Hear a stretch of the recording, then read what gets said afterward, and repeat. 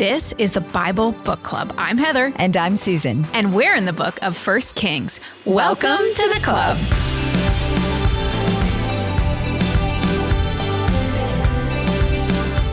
Last episode in chapter 12, the kingdom that David fought so hard to unite divided. Rehoboam, the son of Solomon, was to become king, but there was a conflict in the north because of a heavy yoke that Solomon had placed on the people. Rehoboam informed the people he would make it worse, not better. The 10 tribes in the north rebelled and chose Jeroboam to be their king, just as the prophet Ahijah had said. They became the northern kingdom, or Israel, and Rehoboam retained the southern kingdom, or Judah. Jeroboam, the new king of Israel, initiates idolatry, and he leads the northern kingdom away from worshiping God. His idolatry then makes him a benchmark of evil, which future kings of Israel will often be compared. And spoiler alert, not many of them are going to be called good. Only a few. Most of them, unfortunately, become the evil comparison. And he's the beginning of the evil. Okay, so set up a little background here. When the kingdom divided, many priests and Levites who had originally served in the northern kingdom moved to Judah. These men, the priests and the Levites, were well versed in the Torah, or law, and the covenant between God and the people. They knew that the promised king had to come from David's line, and they knew of the laws surrounding worship and how it was to be done. And they knew that Jeroboam was disobeying the Torah and breaking the covenant. So when it talks about priests and Levites, the ones that were kind of left in the northern kingdom were not usually, on task. So in this story, those that were left were kind of following the wrong man. Just know that. All right, scene 1. A man of God warns Jeroboam. So remember, Jeroboam is the new king of the north. Chapter 13. When the prophet Ahijah informed Jeroboam he would be king, he warned him to obey God. He told him, you've got to obey. Jeroboam did not.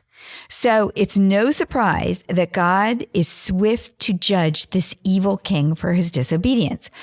God does not do so without another warning because he's so merciful. This time, it was a visible warning that should have convinced Jeroboam who the real God was. It was an opportunity for Jeroboam to turn from his rebellion and his idolatrous leadership of Israel. As the scene opens, Jeroboam is standing at one of his golden calf altars at Bethel. Remember, he set up two, Bethel and Dan. He's acting out some new ritual that he created. Now, he's probably not alone in the room. It doesn't tell us, but he's probably not alone. There was probably an audience of Israelites who were most likely reverently watching their new king act like a priest. Then, out of nowhere, a stranger stepped forward. 1 Kings chapter 13. By the word of the Lord, a man of God came from Judah to Bethel, as Jeroboam was standing by the altar to make an offering. By the word of the Lord, he cried out against the altar, "Altar, altar, this is what the Lord says. A son named Josiah will be born to the house of David. On you, he will sacrifice the priests of the high places who make offerings here, and human bones will be burned on you." So a nameless man of God loudly and publicly confronts Jeroboam with this prophecy right in the middle of his idolatrous offering to who knows what God. Jeroboam is caught red-handed with blood in the act of disobedience. Kings cannot make offerings. Only priests can. But Jeroboam has made his own rules. Now, the man of God is a prophet, but we're going to continue to call him the man of God so as not to confuse him with a yet-to-be-introduced, unnamed, dishonest prophet. The man of God prophesies disaster for Jeroboam. He states that a future good king, Josiah, will sacrifice the bones of Jeroboam's idolatrous priests on this very altar. That's very grim and grisly. Yes. It was a disturbing prophecy because for multiple reasons. In Jewish culture, proper burial was extremely important. The body was considered sacred. Burial was essential to their rituals of purity and an important form of respect for the deceased. So disturbing graves and burning the bones of priests would have been a vile tragedy. It's also a unique prophecy because it names the king, King Josiah, one of the 8 good kings to come in our journey through the books of Kings. Over 300 years later, in 2 Kings 23, this is how this prophecy is fulfilled. Listen. Even the altar at Bethel, the high place made by Jeroboam, son of Nebat, who had caused Israel to sin, even that altar and high place Josiah demolished. He burned the high place and ground it to powder and burned the Asherah pole also. Then Josiah looked around, and when he saw the tombs that were there on the hillside, he had the bones removed from them and burned on the altar to defile it, in accordance with the word of the Lord proclaimed by the man of God who foretold these things. The king asked, "What is that tombstone I see?" The people of the city said, "It marks the tomb of the man of God who came from Judah and pronounced against the altar of Bethel the very things you have done to it. Leave it alone," he said. "Don't let anyone disturb his bones." So they spared his bones and those of the prophet who had come from Samaria. So nobody in the current room that Jeroboam is standing in, sacrificing to we don't know what God, knows that this man of God is a true person. They probably thought he was a quack. But we know, because we can read 2 Kings, that the deed was done by Josiah just as the man of God prophesied. All right, back to our story. After telling Jeroboam what will happen in the future, the man of God gives him a couple of powerful and personal signs to back up his prophetic words. 1 Kings 13, starting in verse 3. That same day, the man of God gave a sign. "This is the sign the Lord has declared. The altar will be split apart and the ashes on it will be poured out."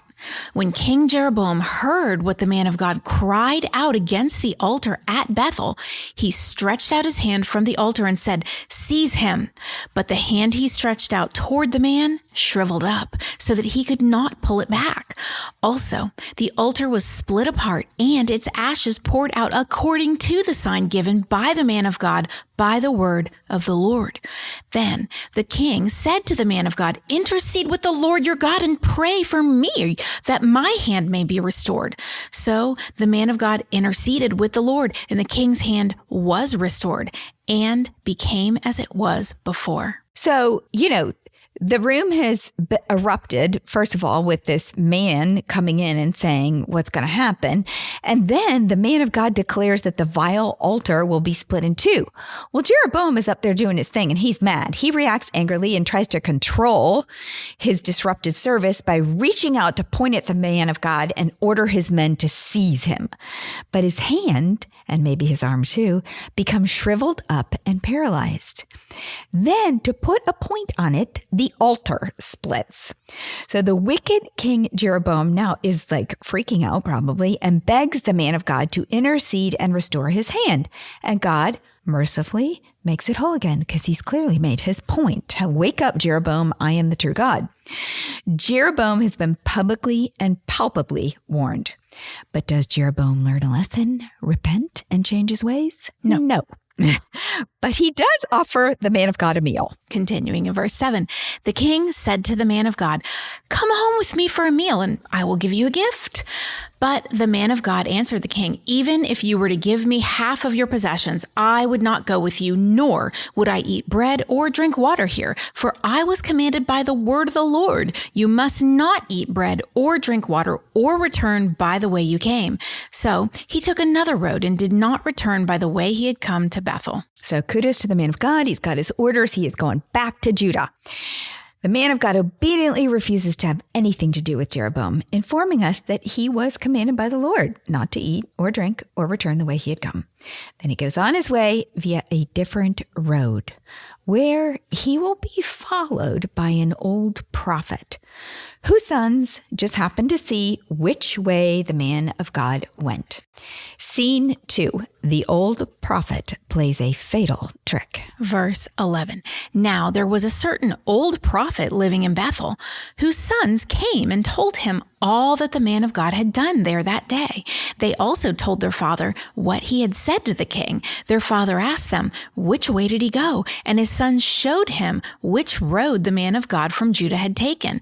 So he said to his sons, saddle the donkey for me. And when they had saddled the donkey for him, he mounted it and rode after the man of God. He found him sitting under an oak tree and asked, are you the man of God who came from Judah? I am, he replied. So the prophet said to him, come home with me and eat. The man of God said, I cannot turn back and go with you, nor can I eat bread or drink water with you in this place. I have been told by the word of the Lord, you must not eat bread or drink water there or return by the way you came. The old prophet answered, I too am a prophet, as are you. And an angel said to me by the word of the Lord, bring him back with you to your house so that he may eat bread and drink water. But he was lying to him. So the man of God returned with him and ate and drank in his house. Dun, dun, dun, dun. I know. Here it comes. Who is this old prophet and why is he so curious that he goes after the man of God? Now we can assume that this old prophet was not very faithful, or surely he would have left the northern kingdom for Judah when the kingdoms divided. Unless, I guess he could have stayed to prophesy to the sinning north. But I think he stayed in Israel out of convenience, maybe because he was old. And when he heard, this is just me. People know this is me crawling. Not a commentary. This is me crawling into the head of why I think this crazy old man prophet stayed where he is. I think he stayed in Israel out of convenience. And when he heard from his sons what went down at Jeroboam's fake offering ceremony, he knew that the man of God was the real deal. And he was hungry for real fellowship. He's living in the sinning north. Maybe if he got together with the man of God, he could even learn some news of his old friends who in faith went south and moved while he stayed in the north. Maybe he was even looking for the courage to move himself. I don't know, but he hops on his donkey and he is after this man of God. For whatever reason, he's after him. When he found him, then the old prophet invited the man of God for a meal. But the man of God resists, reiterating what he was commanded by the Lord not to eat or drink. The old prophet, desperate to detain the man of God, lies. He explains, I too am a prophet, and I too had a word from God. He was to provide, according to what he said, the Lord told him, he was to provide the man of God with bread and water. It was a lie. It was a test. It was both. We don't know. We don't get the backstory here. The man of God, without seeking the Lord for confirmation, takes his word for it and stops for lunch. Was he intimidated by the old prophet's age? Was he naive and gullible? I don't think so, because he didn't stop for Jeroboam. We don't know. Again, we don't get the backstory, but what we do know is that the old prophet lied and the man of God failed his test. Verse 20. While they were sitting at the table, the word of the Lord came to the old prophet who had brought him back. He cried out to the man of God who had come from Judah, "This is what the Lord says. You have defied the word of the Lord and have not kept the command the Lord your God gave you. You came back and ate bread and drank water in the place where he told you not to eat or drink. Therefore, your body will not be buried in the tomb of your ancestors." When the man of God had finished eating and drinking, the prophet who had brought him back saddled his donkey for him. As he went on his way, a lion met him on the road and killed him, and his body was left lying on the road, with both the donkey and the lion standing beside it. Some people who passed by saw the body lying there, with the lion standing beside the body, and they went and reported it in the city where the old prophet lived. When the prophet who had brought him back from his journey heard of it, he said, "It is the man of God who defied the word of the Lord. The Lord has given him over to the lion, which has mauled him and killed him, as the word of the Lord had warned him." The prophet said to his sons, "Saddle the donkey for me," and they did so. Then he went out and found the body lying on the road with the donkey and the lion standing beside it. The lion had neither eaten the body nor mauled the donkey. So the prophet picked up the body of the man of God and laid it on the donkey and brought it back to his own city to mourn for him and bury him. Then he laid the body in his own tomb, and they mourned over him and said, "Alas, my brother." Our author is certainly giving us a summary of the story. There has to be more. Like, why didn't the man of God look at the prophet after the prophet starts speaking the truth and go, "Oh, sorry. Man, dude, it's all your fault. Why did you ask me for lunch? You told me you were a real prophet." Like all of a sudden he's going to die and he's just there doing the right thing. So anyway, this time it is interesting. The old prophet does get a word from the Lord, and he speaks the truth to the man of God that, for disobeying God's instructions not to eat or drink, he's going to die. And unfortunately, he's not going to be buried with his family. Again, a big deal, the whole burial thing. The man of God leaves and is killed, but not eaten by a lion. And then that lion just stands there the whole time, like testimony to the fact that, all right, Lord, when can I leave the scene of the crime? I don't know what the lion was doing there. The old prophet hears of the death and once again saddles up his donkey and goes to look for the man of God. He mourns the death of the man of God, and he seems grieved for his part in it, for he does an unusual thing. He buries the man of God in his very own tomb, which probably would have been a family tomb. Or was it a good thing, or does the old prophet have an ulterior motive, that sly dog? Let's find out. In verse 31, after burying him, he said to his sons, "When I die, bury me in the grave where the man of God is buried. Lay my bones beside his bones. For the message he declared by the word of the Lord against the altar in Bethel and against all the shrines on the high places in the towns of Samaria will certainly come true." So why would the old prophet want his bones laid next to the man of God's? It sounds so repentant, like he thinks it's an honor to be buried by such a man of God who spoke so much truth to them. Or was he really just trying to save his own skin? His own bones, because that old prophet is so smart. The man of God died when he ate bread, as the Lord said he would. The old prophet therefore knows that what the man of God says is going to come true. And the man of God said in verse 2 to Jeroboam that a son named Josiah will be born to the house of David. On you he will sacrifice the priests of the high places who make the offerings there, and human bones will be burned on you. That old prophet is so smart. He tells his sons to bury his bones with the man of God's to save his own bones from being burned. He knows the Lord, and he knows that when Josiah came to burn the bones of the priests, he would spare the bones of this man of God who had come to them to tell them the truth. And so if his bones are lying by the man of God's bones, they're not going to know whose bones are whose. Then he also would be spared. And so it proved to be in 2 Kings 23:18, which Heather read earlier, but listen again to the last part. King Josiah asked, "What is that tombstone I see?" The people of the city said, "It marks the tomb of the man of God who came from Judah and pronounced against the altar of Bethel the very things you have done to it." "Leave it alone," he said. "Don't let anyone disturb his bones." So they spared his bones and those of the prophet who had come from Samaria. Josiah spared the bones of the tomb marked the man of God who came from Judah, and in so doing spared the bones of the lying old prophet who was buried with them. Such a little sneak. Back to Jeroboam, king of the northern kingdom, Israel. Verse 33, even after this, Jeroboam did not change his evil ways, but once more appointed priests for the high places from all sorts of people. Anyone who wanted to become a priest, he consecrated for the high places. This was the sin of the house of Jeroboam that led to its downfall and to its destruction from the face of the earth. The whole story is strange because the prophet who lies lives and the prophet doing his job dies, and neither of them have any impact on Jeroboam. So what's the point? The point is revealed in the phrase, the word of the Lord, which is used 10 times in this short story. The focus is on God's word. Who is obeying the word of the Lord and who is not? Jeroboam abandoned the word of the Lord to start his own religion.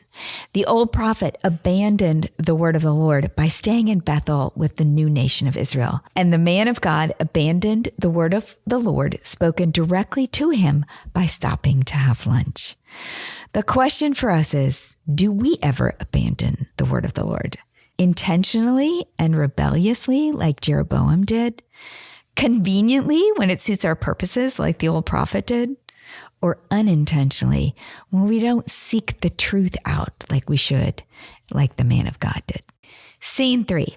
Ahijah prophesies the end of Israel. Warning here. There are a lot of names, not to confuse. And so let me run through them really quick. Jeroboam is currently the king of Israel in the north. Rehoboam is king of Judah in the south. Ahijah, the prophet that initially told Jeroboam that he would be king with 10 pieces of his torn coat. Abijah, son of King Jeroboam in the north, and also Abijah, grandson of Solomon in the south. Oh, I know. Boy. Abijah. Yikes.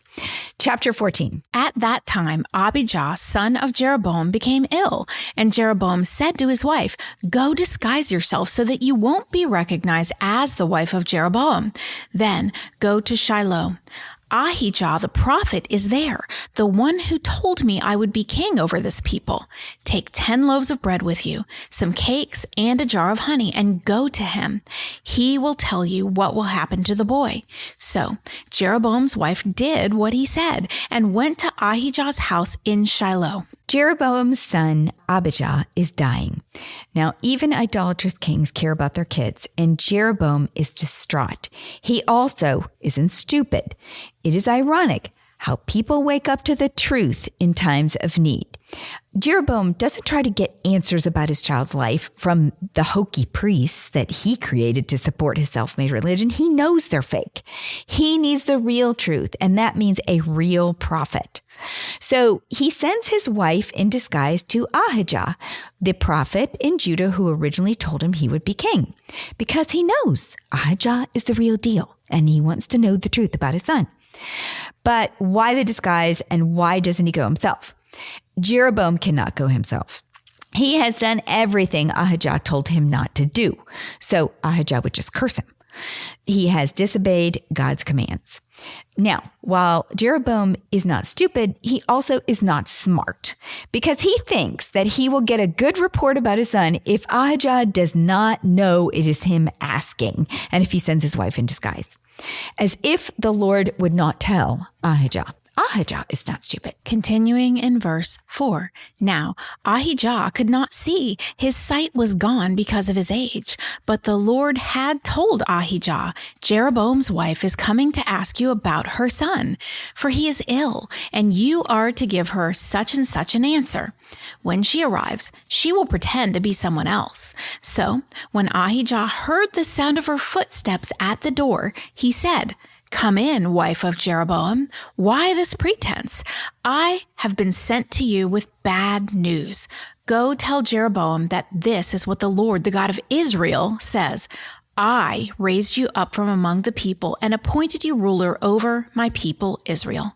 I tore the kingdom away from the house of David and gave it to you, but you have not been like my servant David, who kept my commands and followed me with all his heart, doing only what was right in my eyes. You have done more evil than all who live before you. You have made for yourself other gods, idols made of metal. You have aroused my anger and turned your back on me. Because of this, I am going to bring disaster on the house of Jeroboam. I will cut off from Jeroboam every last male in Israel, slave or free. I will burn up the house of Jeroboam as one burns dung until it is all gone. Dogs will eat those belonging to Jeroboam who die in the city, and the birds will feed on those who die in the country. The Lord has spoken. As for you, go back home. When you set foot in your city, the boy will die. All Israel will mourn for him and bury him. He is the only one belonging to Jeroboam who will be buried, because he is the only one in the house of Jeroboam in whom the Lord, the God of Israel, has found anything good. The Lord will raise up for himself a king over Israel who will cut off the family of Jeroboam. Even now, this is beginning to happen, and the Lord will strike Israel so that it will be like a reed swaying in the water. He will uproot Israel from this good land that he gave to their ancestors and scatter them beyond the Euphrates River, because they aroused the Lord's anger by making Asherah poles.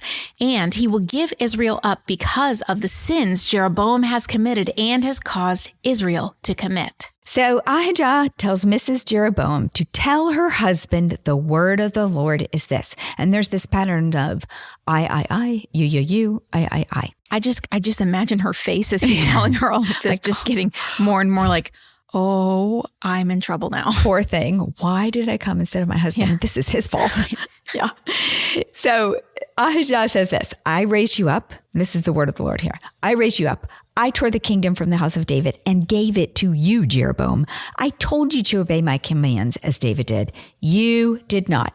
You have done more evil than all who lived before you. You have made for yourself other gods. You have made me very angry. Because of this, I am going to bring disaster on the house of Jeroboam. I will cut off every male and burn up the house of Jeroboam. The boy Abijah will die and will be the only one given the honor of a proper burial, because he is the only one who has any good in him. God will raise up another king over Israel, but Israel will eventually be uprooted, torn from the promised land because of the sins of Jeroboam. It's like their entire captivity is blamed on this one man. Jeroboam realizes you cannot trick a prophet for the Lord's blessing. And that is the root of Jeroboam's downfall. He looked at the Lord as something he could trick or manipulate, a God to call on when he was in an emergency. He did not see that the Lord was the creator and king over all. He did not want to live by the word of the Lord. He just wanted the rights to visit it when he needed it. At the heart of Jeroboam's sin is verse 9. You have done more evil than all who lived before you. You have made for yourself other gods, idols made of metal. You have aroused my anger and turned your back on me. At the heart was idolatry. Jeroboam was not a man after God's own heart like David, not even close. He was way too much like Saul, a man after his own desires. Jeroboam was Jeroboam's idol. The word of the Lord was never a priority over the word of Jeroboam. And this is a lesson for us. Whose word ranks higher in our hearts? The word of the Lord or the word of the world?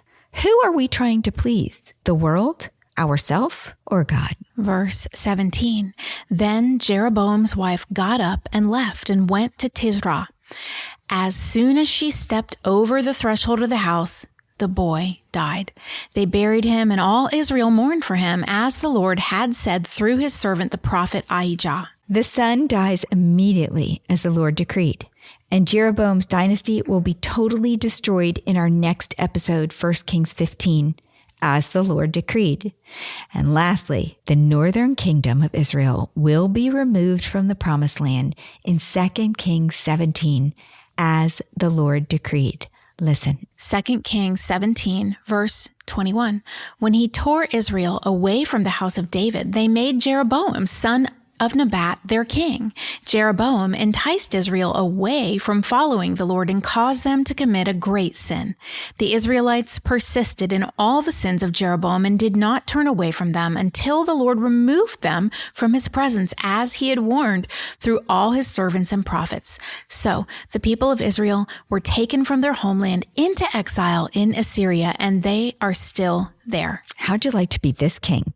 All that the Lord commanded through Ahijah was fulfilled against Jeroboam. This one king sets the course for the whole history of the northern kingdom, 10 tribes. This one king is the standard by which all evil kings are measured. This one king led millions of people into captivity. Scene 4, the death of Jeroboam, the first northern king. Verse 19, the other events of Jeroboam's reign, his wars, and how he ruled are written in the book of the Annals of the Kings of Israel. He reigned for 22 years and then rested with his ancestors, and Nadab, his son, succeeded him as king. In summarizing the life of Jeroboam, our author is just not really very interested in his wars and how he ruled. We don't get much on that. Only one thing seems to have mattered to this author, how this king obeyed the word of the Lord. And in that, Jeroboam failed.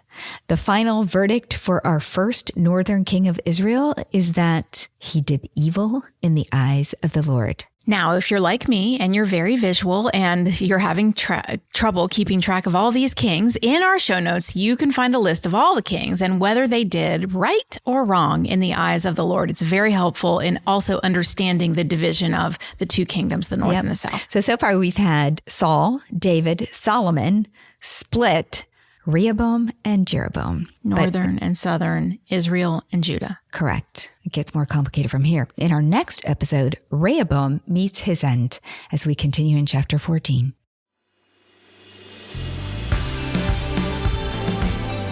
What's a club without friends? If you're enjoying the Bible Book Club, why don't you share it? And then you can say, Welcome to the club. New episodes drop every Monday, and get all episodes now on Amazon Music. As always, head over to susanme.com/Bible Book Club for show notes from today's episode. Bible Book Club is hosted by Susan Merrill and Heather Rubio, edited by Buck Buchanan, produced by Haley Mawat.